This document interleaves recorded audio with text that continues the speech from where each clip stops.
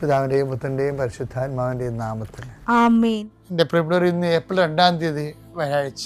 അമ്മേ പരിശുദ്ധ അമ്മേ, അമ്മേ പരിശുദ്ധമേ, ദൈവമാതാവേ, കൃപാസനത്തിലൂടെ ഞങ്ങൾക്കും ഞങ്ങളുടെ ദേശത്തിനും അമ്മ മധ്യസ്ഥം തേടി തന്ന എല്ലാ അനുഗ്രഹങ്ങൾക്കും കൃപകൾക്കും ഞങ്ങളിപ്പോൾ ഹൃദയം നിറഞ്ഞ നന്ദി പറയുന്നു.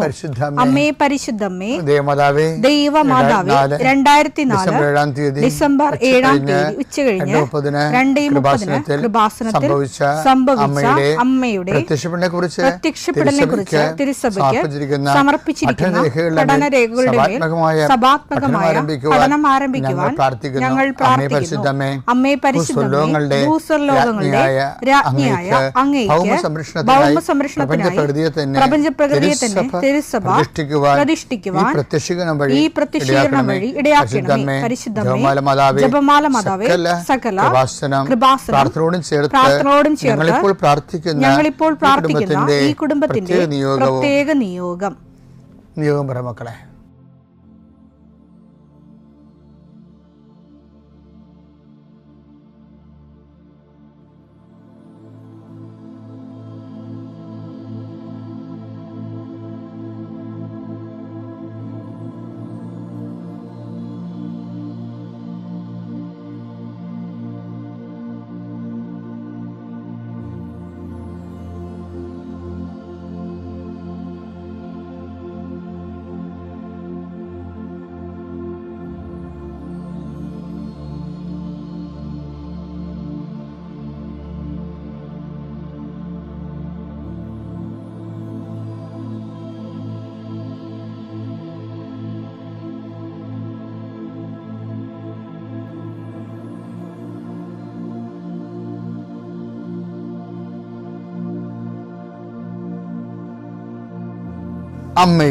അമ്മയുടെ പ്രത്യക്ഷീകരണത്തിന്റെ ഈ അനുഗ്രഹവേളയിൽ ഞങ്ങൾക്ക് സാധിച്ചു തരുവാൻ കനിയണമേ. ആമേൻ. വിശ്വാസ പ്രമാണം. സർവശക്തനായ പിതാവും ആകാശത്തിന്റെയും ഭൂമിയുടെയും സൃഷ്ടാവുമായ ദൈവത്തിൽ ഞാൻ വിശ്വസിക്കുന്നു. അവിടുത്തെ ഏകപുത്രനും ഞങ്ങളുടെ കർത്താവുമായ ഈശോമിശിഹായിലും ഞാൻ വിശ്വസിക്കുന്നു. ഈ പുത്രൻ പരിശുദ്ധാത്മാവിനാൽ ഗർഭസ്ഥനായി കന്യകാമറിയത്തിൽ നിന്ന് പിറന്ന് പൊന്തിയോസ് പീലാത്തോസിന്റെ കാലത്ത് പീഡകൾ സഹിച്ച് കുരിശിൽ തറയ്ക്കപ്പെട്ട് മരിച്ച് അടക്കപ്പെട്ട് പാതാളങ്ങളിൽ ഇറങ്ങി മരിച്ചവരുടെ ഇടയിൽ നിന്ന് 3-ാം നാൾ ഉയർത്ത് സ്വർഗത്തിലേക്ക് എഴുന്നള്ളി സർവശക്തിയുള്ള പിതാവായ ദൈവത്തിന്റെ വലതുഭാഗത്തിരിക്കുന്നു. അവിടെ നിന്ന് ജീവിക്കുന്നവരെയും മരിച്ചവരെയും വിധിക്കുവാൻ വരുമെന്നും ഞാൻ വിശ്വസിക്കുന്നു. പരിശുദ്ധാത്മാവിലും ഞാൻ വിശ്വസിക്കുന്നു. വിശുദ്ധ കത്തോലിക്കാ സഭയിലും പുണ്യവാന്മാരുടെ ഐക്യത്തിലും പാപങ്ങളുടെ മോചനത്തിലും ശരീരത്തിന്റെ ഉയർപ്പിലും നിത്യമായ ജീവിതത്തിലും ഞാൻ വിശ്വസിക്കുന്നു. ആമേൻ. സുഖസ്ഥനായ ഞങ്ങളുടെ പിതാവേ, അങ്ങയുടെ നാമം പൂജിതമാകണമേ. അങ്ങയുടെ രാജ്യം വരണമേ. അങ്ങയുടെ തിരുമനസ് സ്വർഗത്തിലെ പോലെ ഭൂമിയിലും ആകണമേ. അന്നു വേണ്ടുന്ന ആഹാരം ഇന്ന് ഞങ്ങൾക്ക് തരണമേ. ഞങ്ങളോട് തെറ്റ് ചെയ്യുന്നവരോട് ഞങ്ങൾ ക്ഷമിക്കുന്നത് പോലെ ഞങ്ങളുടെ തെറ്റുകൾ ഞങ്ങളോടും ക്ഷമിക്കണമേ. ഞങ്ങളെ പ്രലോഭനത്തിൽ ഉൾപ്പെടുത്തരുതേ, തിന്മയിൽ ഞങ്ങൾ രക്ഷിക്കണമേ. ആമേൻ. നന്മ നിറഞ്ഞ മറിയമേ, സ്വസ്തി. കർത്താവ് അങ്ങയുടെ കൂടെ സ്ത്രീകളിൽ അങ്ങ് അനുഗ്രഹിക്കപ്പെട്ടവളാകുന്നു. അങ്ങയുടെ ഉദരത്തിൻ ഫലമായി ഈശോ അനുഗ്രഹിക്കപ്പെട്ടവനാകുന്നു. പരിശുദ്ധ മറിയമേ, തമ്പുരാന്റെ അമ്മേ, പാപികളായ ഞങ്ങൾക്ക് വേണ്ടി ഇപ്പോഴും ഞങ്ങളുടെ മരണസമയത്തും തമ്പുരാനോട് അപേക്ഷിക്കണമേ. ആമേൻ. കർത്താവേ, നിന്റെ ഉന്നതമായ നാമത്തിന് സ്വസ്ഥം ചെയ്യുന്നു. കർത്താവെ, വിശുദ്ധ വാരത്തിലേക്ക് ഞങ്ങൾ പ്രവേശിച്ചിരിക്കുകയാണ്. അങ്ങയുടെ പീഡാനുഭവത്തിൻ്റെയും കുരിശുമരണത്തിൻ്റെയും തിരുവുത്ഥാനത്തിൻ്റെയും ദിവസങ്ങളാണ്. ഞങ്ങളെ വിശുദ്ധീകരിച്ചുകൊണ്ട് കടന്നു പോകുന്ന കർത്താവെ, നോൻപ് തീരാൻ പോയിട്ട് ഇപ്പോൾ ഈ നിമിഷം വരെ അറിയാത്ത മനുഷ്യരുണ്ട്. അവർ ശാപം പിടിച്ച രീതിയിൽ അത് അറിയാതിരിക്കുകയും അറിഞ്ഞിട്ട് അംഗീകരിക്കാതിരിക്കുകയും ഓരോരുത്തരും താങ്കളുടെ വഴിക്ക് പോയെന്ന് പറഞ്ഞ പോലെ അവരവരുടെ ലോകത്ത്, അവരുടെ ജോലി, അവരുടെ ഇലക്ഷൻ, അതുപോലെ തന്നെ അവരുടേതായിട്ടുള്ള കർത്താവിനെ അവഗണിച്ചുകൊണ്ട് അവരുടെ തിരക്കുകളിലേക്ക് പോകുന്ന കർത്താവ്, അവർക്കെല്ലാം വേണ്ടി ഞങ്ങളിപ്പോൾ പ്രാർത്ഥിക്കണം ഈശോയെ. അവരുടെ പോരായ്മകളെ പരിഹരിക്കണമെന്ന് പ്രാർത്ഥിക്കുന്നു ഈശോയെ. കർത്താവേ, ഈ ദിവസങ്ങളിൽ പോലും സാക്ഷാൽ വേദന, കർത്താവിനെപ്പോലെ തന്നെ വേദന അനുഭവിക്കുന്ന, മനസ്സിൽ ശരീരത്തിലും വേദന അനുഭവിക്കുന്നവരുണ്ട് ഈ ആഴ്ചയിൽ. ചില ആൾക്കാർക്ക് പെസഹക്കാലത്ത് വേദന കൂടുന്നുണ്ട്. ഒരിക്കലും ഇല്ലാത്ത വേദന എല്ലാ പെസഹക്കാലത്തും അനുഭവിക്കുന്നവരുണ്ട്. അവരെല്ലാം കർത്താവെ അങ്ങയുടെ പീഡാനുഭവങ്ങളോട് അവരെ ചേർത്ത് വെച്ച് അവരെ ഉൾക്കൊള്ളണമേ. അവരെ അങ്ങയെപ്പോലെ അതിജീവിച്ചുകൊണ്ട് ലോകത്തിൻ്റെ പാപത്തിന് പരിഹാരമായിട്ട് സങ്കട നൊമ്പരങ്ങളെ, വേദനകളെ, മുറിവുകളെ കാഴ്ചവെക്കാനും അവരെ സഹായിക്കണേ പ്രാർത്ഥിക്കുന്നു. കർത്താവേ, ലോകം മുഴുവൻ യുദ്ധഭീതിയിലാണ്. മനുഷ്യർ യുദ്ധത്തിൽ നിന്ന് തുടങ്ങി വച്ചിട്ട് ഇനി എങ്ങനെ നിർത്തണമെന്നറിയാൻ പാടില്ലാതെ മർക്കടമുഷ്ടിയോടുകൂടി യുദ്ധത്തിൽ അകപ്പെട്ടിരിക്കുന്ന ലോകത്തെയാണ് ഇന്ന് കാണുന്നത്. കർത്താവേ, ഈ വിഷയത്തിന് വേണ്ടി ദൈവ തീരുമാനം ഉണ്ടാക്കി നിഷ്കളങ്കരെ കുരുതി കൊടുക്കപ്പെടുന്ന അവസ്ഥകളിലും ഈ യുദ്ധത്തിൽ നിന്ന് ലോകത്തെ സംരക്ഷിക്കണമേ, സമാധാനത്തേക്ക് ഞങ്ങളെ നയിക്കണമെന്ന് പ്രാർത്ഥിക്കുന്നു. എല്ലാവരും കരിമരുന്ന് പ്രയോഗം കാണുന്ന പോലെ സാഡിസ്റ്റ് മനസ്സോടുകൂടി ആരെങ്കിലും എവിടെയെങ്കിലും കിടന്ന് തൊലയട്ടെന്ന രീതിയിലാണ് ആൾക്കാർ ചിലർ കാണുന്നത്. കഠിനഹൃദയരെ എല്ലാം കർത്താവേ, ഇതുമൂലം കുഞ്ഞുങ്ങൾക്കും ഗർഭിണികൾക്കും ദുരിതമെന്ന് എപ്പോഴും ബൈബിൾ പറയും. നാളുകളിൽ ഗർഭിണികൾക്കും കുഞ്ഞുങ്ങൾക്കും ദുരിതമെന്ന്. ഏറ്റവും കൂടുതൽ പ്രയാസം അനുഭവിക്കുന്നവർ വർഗം, ഓടിപ്പോകാനോ ഒന്നും പറ്റാത്ത, ഭക്ഷണം കിട്ടാത്ത, പലതരത്തിൽ എന്തെല്ലാം തരത്തിലും ദുരിതങ്ങളാണ് ലോകത്ത് മനുഷ്യർ ഇന്ന് അനുഭവിക്കുന്നത്.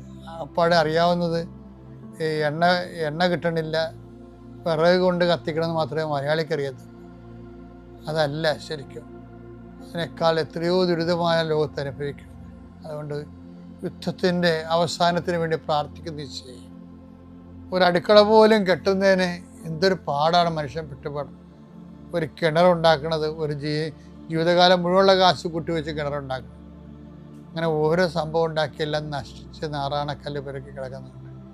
അത് ഓരോ മനുഷ്യന്മാരുടെ തിന്മകളാണ്. തിന്മകളുള്ള മനുഷ്യർ അധികാരത്തിലേക്ക് വരാതിരിക്കാൻ ദൈവമേ, അതുവഴി രാജ്യം നശിക്കാതിരിക്കാൻ ദൈവമേ, ലോകത്തെ നീ അനുഗ്രഹിക്കണമേ എന്ന് പ്രാർത്ഥിക്കുന്നു. രോഗികളെ, പീഡിതരെ, സങ്കടക്കാര്, മക്കളില്ലാത്ത പങ്കാളികള്, കുടുംബകലഹത്തിലുള്ളവരെ, കേസിലുള്ളവരെ, ജീവിക്കാനും മാർഗമില്ലാത്തവര്, സാമ്പത്തിക തകർച്ചയുള്ളവര്, എല്ലാ മേഖലകളിലും വേദന അനുഭവിക്കുന്നവർ, പഠനപരമായിട്ടും യാത്രാപരമായിട്ടും വേദന തടസ്സങ്ങൾ അനുഭവിക്കുന്നവർ, എൻ്റെ കർത്താവിനുമായ നാമത്തിൽ, സഭയുടെ അധികാരത്തിൽ, കുരിശിൻ്റെ അടയാളത്തിൽ ഈ ദിവസം കർത്താവ് നിന്നെ ശക്തീകരിക്കുകയും എല്ലാ സംഘടന അതിജീവിക്കാൻ മാതാവ് നിനക്കൊരു മധ്യസ്ഥ വഹിക്കുകയും ചെയ്യട്ടെ. നിത്യപിതാവും പുത്രനും പരിശുദ്ധാത്മാശ്വരേശ്വരൻ നീക്കുവാമേ. ഇവിടെ ഇന്ന് കർത്താവിൻ്റെ അന്ത്യത്താഴ മുഹൂർത്തം ആഘോഷിക്കുന്ന പെസഹ വ്യാഴാഴ്ചയാണ്. ഇന്ന് 3 കാര്യങ്ങളാണ് ഈശോ സ്ഥാപിച്ചത്. ഒന്ന്, ഇതിൻ്റെ ഓർമ്മയ്ക്കായി ചെയ്യുവിൻ എന്ന് പറഞ്ഞുകൊണ്ട് പരിശുദ്ധ കുർബാനയും, ചെയ്യാൻ പറഞ്ഞുകൊണ്ട് കർത്താവ് പൗരോഹിത്യത്തെയും ചെയ്യാനുള്ള ആളെ ഏൽപ്പിച്ചു. അത് പൗരോഹിത്യത്തെ കർത്താവ് സ്ഥാപിക്കുന്ന ദിവസമാണെന്ന്. ഇന്ന് ഞങ്ങളെപ്പോലുള്ളവർക്ക് വേണ്ടി നിങ്ങൾ പ്രാർത്ഥിക്കണം. ഞാൻ ഈ കാലഘട്ടത്തിൽ കർത്താവിൻ്റെ തിരുരക്തങ്ങളെടുത്ത് വാഴ്ത്തി ആശീർവദിച്ച് ജനങ്ങൾക്ക് കൊടുത്ത് അവിടുത്തെ പീഡാനുഭവത്തിൻ്റെ ദിവ്യരഹസ്യങ്ങളുടെ സൂക്ഷിപ്പുകാരാകാൻ ഈ കാലഘട്ടത്തിൽ ഞങ്ങളെ വിളിച്ചു. ഞങ്ങളുടെ വിശ്വാസത്തിലും പ്രവൃത്തിയിലും നിലനിൽക്കാനും അനേകം ദൈവവിളികൾ സഭയ്ക്ക് ഉണ്ടാകാൻ വേണ്ടി ഞങ്ങൾ പ്രാർത്ഥിക്കണം. ഇന്ന് സഭ അതുപോലെ തന്നെ കർത്താവ് സ്ഥാപിച്ചതാണ് പരസ്നേഹത്തിൻ്റെ കൽപ്പന. അതും നിങ്ങളെന്നെ ഗുരുവെന്നും കർത്താവെന്നും വിളിക്കുന്നു. അത് ശരി തന്നെ. നിങ്ങളുടെ ഗുരുവും കർത്താവുമായി ഞാൻ നിങ്ങളുടെ പാദങ്ങൾ കഴുകിയെങ്കിൽ നിങ്ങളും പരസ്പരം പാദങ്ങൾ കഴുകണം. ഇത് അഭിഷേകത്തോടെ ഒരു വ്യക്തി സ്വീകരിച്ച ഈ ലോകത്തിലും കുടുംബത്തിലും സമാധാനം ഉണ്ടാകും. ഇന്നും ഇത് സ്വീകരിക്കപ്പെട്ടിട്ടില്ല എന്നുള്ള സങ്കടകരമായ തിരിച്ചറിവാണ് സഭ ഇനിയും നിലനിൽക്കേണ്ടി വരും. അതിനുവേണ്ടി നമ്മൾ പ്രവർത്തിക്കേണ്ടി വരും എന്നുള്ള വെല്ലുവിളി നമുക്ക് തരുന്നത്.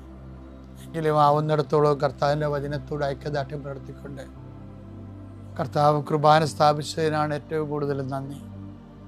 അഗസ്തീനോസ് പറഞ്ഞ് എപ്പോഴും ഞാൻ ഓർക്കും, ദൈവം തന്നെ വീണ്ടും മനുഷ്യപുത്രൻ ജനിച്ചാലും, ദൈവം തന്നെ വീണ്ടും മനുഷ്യനായി അവതരിച്ചാലും, കുരിശുമരണം വരിച്ചാലും, മരിച്ചുയർത്തെഴുന്നേറ്റാലും പരിശുദ്ധ കുർബാന സ്ഥാപിക്കുന്ന പോലൊരു കാര്യം ചെയ്യാൻ ദൈവത്തിന് പോലും ഇനി പറ്റത്തില്ല. അത്രയ്ക്ക് മനോഹരമാണ്. ഞാൻ കഴിഞ്ഞ ദിവസങ്ങളിൽ നിങ്ങളോട് പറഞ്ഞായിരുന്നു, നീ ഓർക്കുന്നുണ്ടോയെന്ന് അറിയത്തില്ല, പങ്കാളിത്ത സാന്നിധ്യം ഈ മാസത്തെ ഏറ്റവും നല്ല വെളിപാടായിരുന്നത് പരിശുദ്ധ കുർബാനയുടെ പങ്കാളിത്ത സാന്നിധ്യം.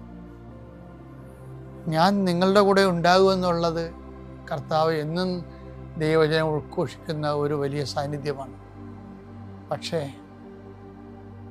നിങ്ങളെന്നെ വസിക്കുകയും ഞാൻ നിങ്ങളിൽ വസിക്കുകയും ചെയ്യുന്നതെന്ന് പറയുന്നപ്പോൾ അതൊരു പരസ്പര പങ്കാളിത്ത സാന്നിധ്യമാണ്.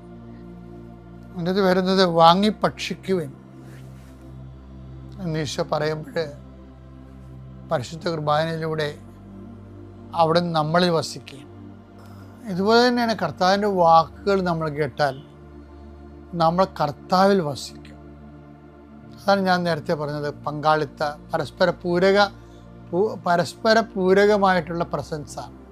യോഹന്നാൻ 15:4 നിങ്ങൾ എന്നിൽ വസിക്കുവിൻ, ഞാൻ നിങ്ങളിലും വസിക്കും.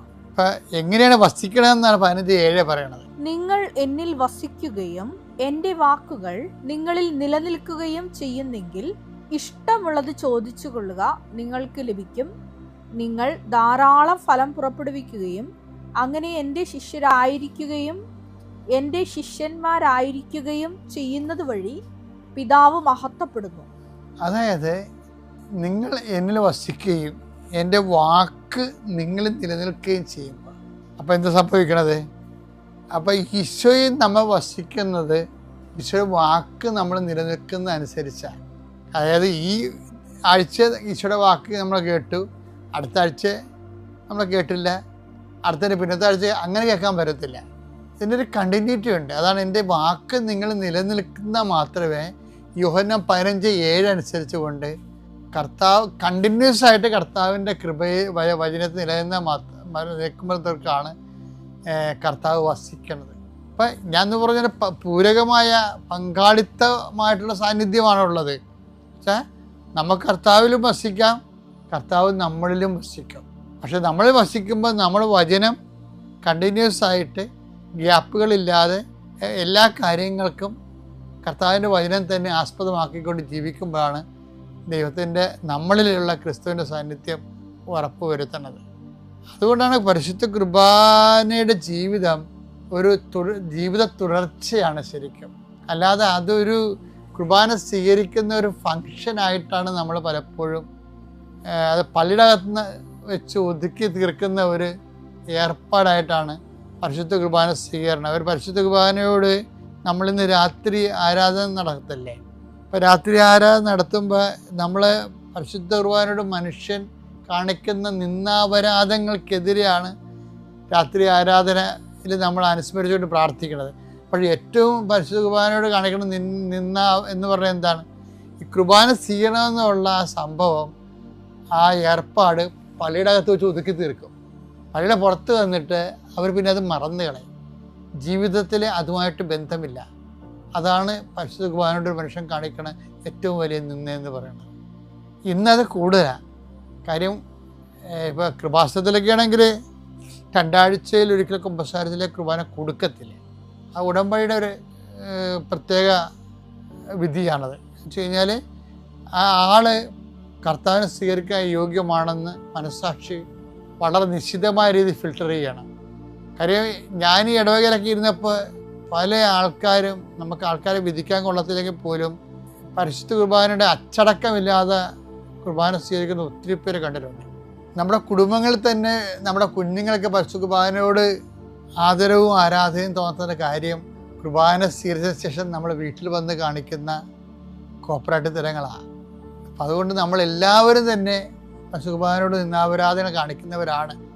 ഇന്നൊരു രാത്രി ഇതിനു വേണ്ടി, അപരാധത്തിന് വേണ്ടി, കർത്താവിൻ്റെ ദിവ്യകാരുണ്യ ആരാധന നിമിഷം നമ്മളത് പ്രത്യേകം സഭ ഒരുക്കിയ ഒരു ദിവസമാണത്. കർത്താവിൻ്റെ കൂടെ ജാഗരം അനുഭവിച്ചുകൊണ്ട് പരിശുദ്ധ കുർബാനയോട് നമ്മൾ കാണിച്ച, ഇന്നും ആരാധന എഴുന്നള്ളിച്ച് രാത്രി വെച്ചിട്ട് വയറ്റിപ്പിഴപ്പ് പറയുന്ന ആൾക്കാരാണ് 60%. ഇന്നും ആരാധന ഇന്നത്തെ ആരാധന അതിനുവേണ്ടിയുള്ളതൊന്നും അല്ല.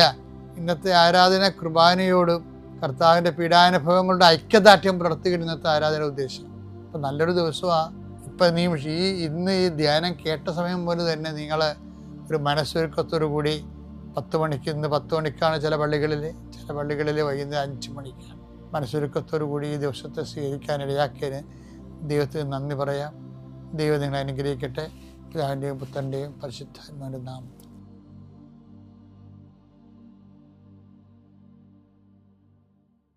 അത്യപൂർവ ദൈവാനുഭവങ്ങൾ ഇനി നിങ്ങൾക്കും സ്വന്തം. ഈ യൂട്യൂബ് ചാനൽ ഇതുവരെ സബ്സ്ക്രൈബ് ചെയ്തിട്ടില്ലെങ്കിൽ ഇപ്പോൾ തന്നെ സബ്സ്ക്രൈബ് ചെയ്യുക. ഈ വീഡിയോ ഇപ്പോൾ തന്നെ നിങ്ങളുടെ സുഹൃത്തുക്കൾക്ക് ഷെയർ ചെയ്തുകൊണ്ട് കർത്താവിൻ്റെ പ്രേക്ഷിതരാകുക.